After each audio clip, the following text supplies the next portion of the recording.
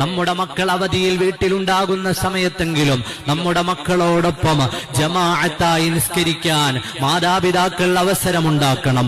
ആൺകുട്ടികളെ പള്ളികളിലേക്ക് പറഞ്ഞയക്കണം. പെൺമക്കളുണ്ടെങ്കിൽ ഉമ്മമാരുടെ കൂടെ നിന്ന് നിസ്കരിക്കാവുന്ന സംവിധാനങ്ങൾ ഉണ്ടാകണം. നമ്മുടെ മക്കൾ നല്ല വായനാശീലമുള്ളവരാകണം.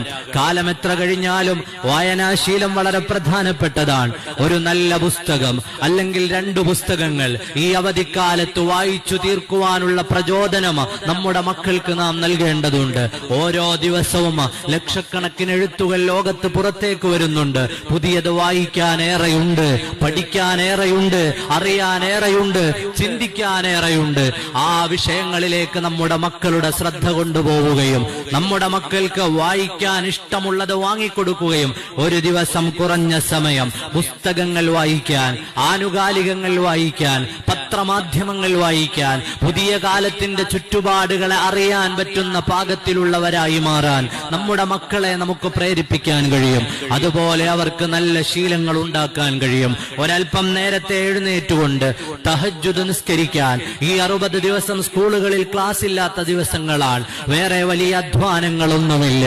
ഒരൽപ്പം നേരത്തെ എഴുന്നേറ്റ് ഒരു 4:30 എഴുന്നേറ്റ് തഹജ്ജുദ് നിസ്കരിച്ചുകൊണ്ട് അള്ളാഹുവിനോട് ദുആ ചെയ്യാൻ നമ്മുടെ മക്കളെ നമുക്ക് പര്യാപ്തമാക്കിയെടുക്കാം, പ്രാപ്തമാക്കിയെടുക്കാം. ആ മക്കൾ ആ നേരത്തെ എഴുന്നേൽക്കുന്നത് തുടർച്ചയായി 2 മാസം ഒരുപോലെ എഴുന്നേൽക്കാൻ തുടങ്ങിയാൽ പിന്നീട് അവർക്ക് പഠിക്കാനുള്ള, പിന്നീട് അവർ പഠിക്കുന്ന പഠനത്തിന്റെ മേഖലകളിലേക്ക് കടക്കുമ്പോൾ അതിരാവിലെയാണ്. നമുക്കെല്ലാവർക്കും അറിയാം പഠിക്കാൻ ഏറ്റവും നല്ല സമയം അതിരാവിലെയാണ്. ആ രാവിലെ എഴുന്നേൽക്കാൻ അവർക്കൊരു പ്രയാസവും ഉണ്ടാവില്ല. തുടർച്ചയായി 60 ദിവസം തഹജ്ജുദ് നിസ്കരിച്ച ഒരു കുട്ടിയെ സംബന്ധിച്ചിടത്തോളം അവൻ പഠന മേഖലയിലേക്ക് കടന്നാലും അവന് തഹജ്ജുദിന്റെ നേരത്തെ എഴുന്നേറ്റ് പഠിക്കാൻ ഒരു പ്രയാസവും ഉണ്ടാവുകയില്ല. അതുപോലെ ളുഹാ നിസ്കരിക്കാൻ അവനെ നമ്മൾ പഠിപ്പിക്കുക.